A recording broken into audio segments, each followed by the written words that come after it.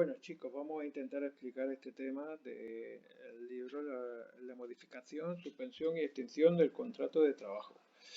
Como sabéis, este tema lo que va a hablar es de los cambios que puede hacer la empresa en nuestro contrato que puede afectarnos como trabajadores.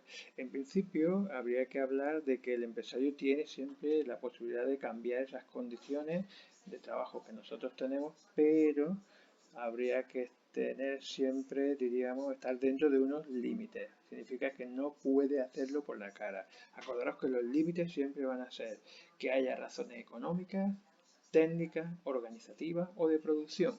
Es decir, que no sea algo que no pueda cambiar porque él, diríamos, quiera por la cara, sino que esté justificado de alguna manera.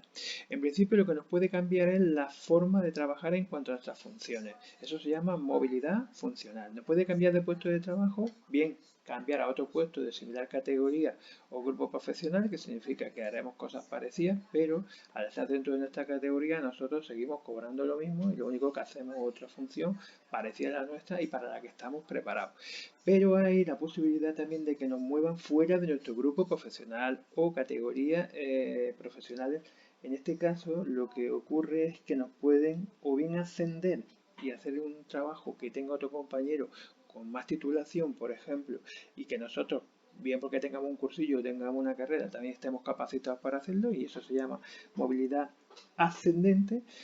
Y en este caso siempre tenemos que cobrar por el puesto de mayor categoría, pero también puede ocurrir que nos hagan hacer trabajos de una categoría inferior a la nuestra, es decir, que como intentar hacer un trabajo que para el cual nosotros no tendríamos que hacerlo porque teníamos una titulación, una preparación superior, pero que circunstancialmente nos pone el empresario para cubrir una baja durante unos días. Eso se llama movilidad descendente cuando es la categoría inferior. Pues bien, en este caso, cuando nos descienden, diríamos, de categoría para hacer esos trabajos, siempre nos tienen que pagar por nuestra categoría. Acordaros, si nos suben, nos tienen que pagar por la superior, si nos descienden, nos tienen que pagar por la nuestra. Y siempre tiene que ser el tiempo imprescindible, diríamos, para que cubrir una baja temporal corta. No puede ser que nos mantengan durante mucho tiempo, porque incluso en la superior tendríamos derecho a pedir un ascenso en caso de que nos mantuviéramos entre 6 meses y un año en esa categoría superior. Además de cobrar por la superior, también tendríamos derecho a pedir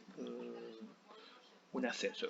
Y luego nos faltaría la tercera movilidad, que se llama movilidad extraordinaria, que es cuando hay un cambio definitivo de puesto fuera del grupo profesional, que en este caso lo que se considera es un cambio sustancial o importante de las condiciones de trabajo, que lo vamos a ver después.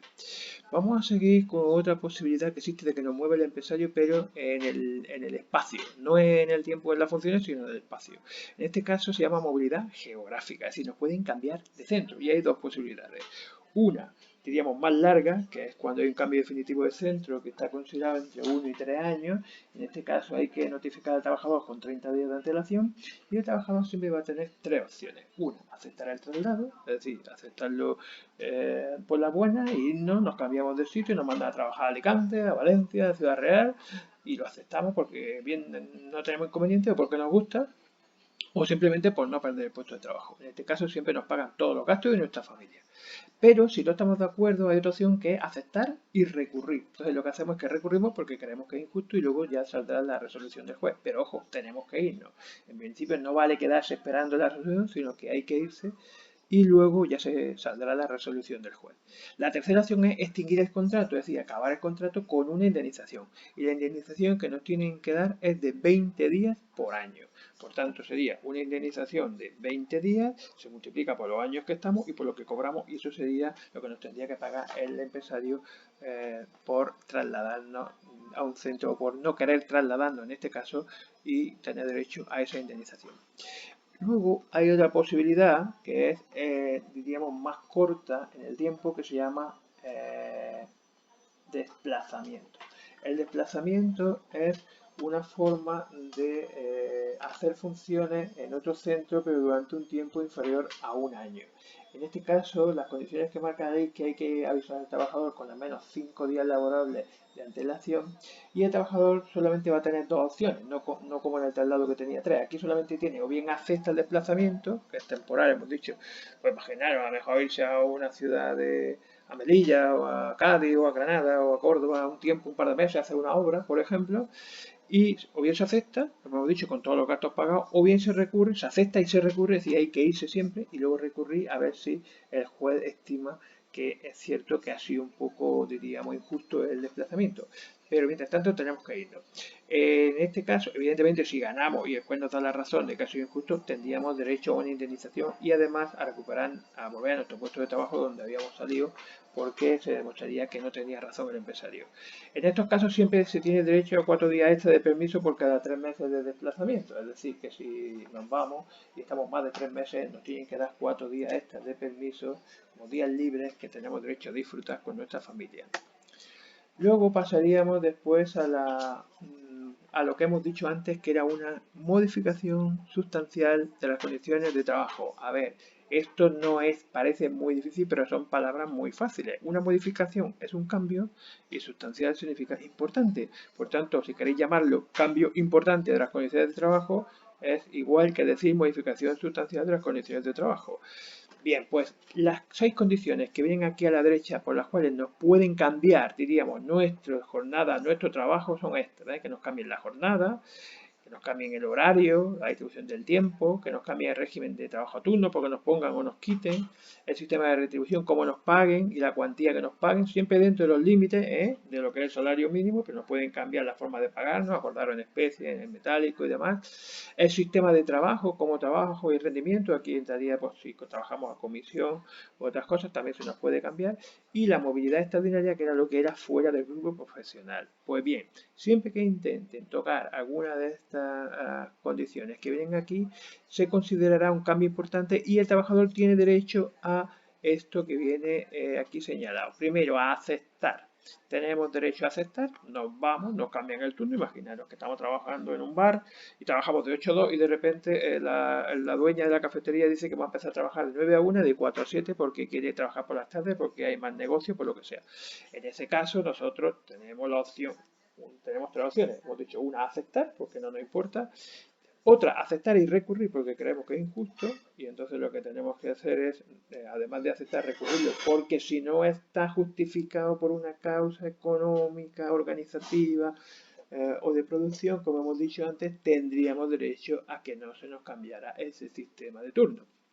Y finalmente la tercera opción es que si no estamos interesados en cambiar el turno, por ejemplo, trabajar a jornada partida y no queremos seguir, pues nosotros tenemos la vida organizada o nos rompe nuestros esquemas, pues tenemos derecho a una indemnización de 20 días por año trabajado, ¿vale? Acordaros que serían también 33 días por año trabajados si se demuestra en un juicio que ha sido un poco premeditado, que ha sido injusto, que no ha habido una causa económica, organizativa o de producción que lo justifique y eso haría que el juez nos diera la razón y en vez de 20 días nos pagarían 30 días de indemnización, 33 días de indemnización, perdón.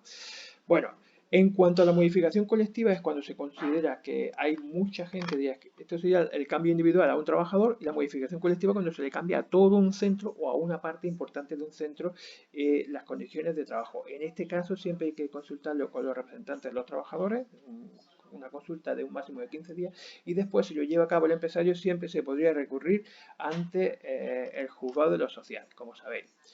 Y bien, vamos a ver ahora en este primer apartado la suspensión del contrato y para ya cerrar este primer bloque. Aquí lo que se trata de explicar es que cuando estamos en una situación como hay ahora de ERTE, es decir, de expediente de regulación temporal de empleo, que hay mucha gente que está afectando con la crisis del COVID, del coronavirus, y esto está haciendo que muchas empresas van a cerrar y mandar a sus trabajadores a la casa, eso se considera todo esto una suspensión del contrato de trabajo. Acordaros, suspender significa que estamos un tiempo sin trabajar y luego volvemos. Pero extinguir era romper el contrato. Aquí no hay despido, no tiene por qué haber despido. Otra cosa es que los empresarios o los empresarios aprovechen la situación y despidan gente que no deberían, porque está diciendo las autoridades que se puede hacer ERTE. Un ERTE es un expediente de regulación temporal de empleo que lo que hace es que se suspenden los contratos y luego volvemos a trabajar. Y mientras está suspendido se está cobrando del paro. Bueno, pues además de los ERTE que estaría aquí, en el punto 4 de las causas objetivas que después veremos, existen otras causas. Primero, el nacimiento por un hijo, una hija o la adopción de ellos. En este caso, acordaros, ya lo veremos más adelante, que los explicaré en otro tema, en otro bloque, perdón, del tema, es que tenemos derecho a unos permisos de maternidad y demás. Entonces, mientras tanto, nuestro contrato va a estar suspendido, es una causa de suspensión y después volveremos. Por riesgo durante el embarazo también, porque hay mujeres que tienen riesgo, embarazos de riesgo y tienen que suspender el contrato, que luego empalman con la maternidad y con la lactancia, pero mientras ese contrato se considera suspendido. Por excedencia, ojo, la excedencia, la explicaré también más adelante en otro bloque, es una situación en que nosotros dejamos de trabajar y después volvemos. Hay 4 tipos: excedencia forzosa, por cuidado de hijos, por cuidado de familiares y excedencia voluntaria. Pero todo esto lo explicaré más adelante en otro bloque de esta misma lección, ¿vale? En principio saber solamente que tenemos derecho a pedir una excedencia, que es a dejar de trabajar durante un tiempo y luego volver al puesto de trabajo. Por causa objetiva, lo hemos explicado antes, lo de los ERTE, es decir, que siempre que haya económicas, técnicas, organizativas o de producción, nos pueden hacer un ERTE, en este caso, como ahora que hay una crisis económica, entonces se suspenden los contratos, se nos manda al paro y luego volvemos cuando pasa la crisis. Por causas de fuerza mayor, la quinta también es otra causa de suspensión, que esto es cuando hay un incendio o cuando hay una inundación, un terremoto, cualquier fuerza mayor de este tipo de la naturaleza, y lo que se hace es que los trabajadores van al paro y luego vuelven también al trabajo. Por tanto, sería otra causa de suspensión del contrato de trabajo. La sexta sería por huelga legal o cierre legal. Esto lo vimos en el tema anterior, acordáis que entró en el examen. Entonces, cuando hay una huelga legal que está justificada o un cierre patronal que cierra la empresa también por motivos justificados, que también lo vimos que tenía que comunicarlo a la autoridad laboral, en ese caso los contratos se suspenden, no cobramos esos días y luego volvemos otra vez a nuestro puesto de trabajo. La séptima sería por una incapacidad temporal. Una incapacidad temporal es una baja laboral. Es cuando tenemos un accidente o bien en el trabajo o bien en nuestra casa. En este caso estamos de baja, cobramos un porcentaje, ya lo veremos en la lección 11 de la Seguridad Social, dependiendo de cómo haya sido el accidente, si dentro del trabajo o fuera, se cobran unas cantidades u otras. Pero lo importante aquí es saber que cuando estamos de baja estamos también nuestro contrato suspendido y luego volvemos a trabajar. La octava sería por suspensión de empleo y sueldo, que esto es cuando nos castigan, diríamos, acordaros de las sanciones, leve, grave, muy grave, y una de las sanciones que podía poner la empresa era por suspensión de empleo y sueldo. Pues bien, si la empresa nos castiga con suspensión de empleo y sueldo, también nuestro contrato está suspendido unos días, no lo cobramos y después volvemos. Por cargo público, ya lo hemos dicho, que está relacionado con un tipo de excedencia, la forzosa, que es cuando nos eligen para concejales o diputados, y en este caso también se suspende el contrato y después volvemos. Por privación de libertad, sería otro de los casos, es cuando hemos dicho que un preso, cuando lo detienen, está preso pero no está condenado. Hasta que no sale el juicio no se puede despedir porque no está condenado. Porque imaginaros que luego en el juicio sale libre. Entonces en ese caso tiene derecho a volver a su puesto de trabajo. Por tanto, por privación de libertad, hasta que no nos condenan, estaríamos nuestro contrato suspenso. Tendríamos derecho, no nos puede, diríamos, el empresario despedir hasta que no haya salido el juicio y hayamos sido condenados. En este aspecto, algunos acordaréis de lo que le pasó a Roca de Marbella, que era trabajador del Ayuntamiento de Marbella y no lo pudo despedir el Ayuntamiento hasta que no salió el juicio. Otra causa de las que supone una suspensión del contrato es por víctima de violencia de género. Esto es cuando hay una trabajadora que solicita la suspensión porque es víctima de violencia de género y entonces se le puede dar una suspensión del contrato de entre 6 meses y 1 año y medio, es decir, hasta 18 meses.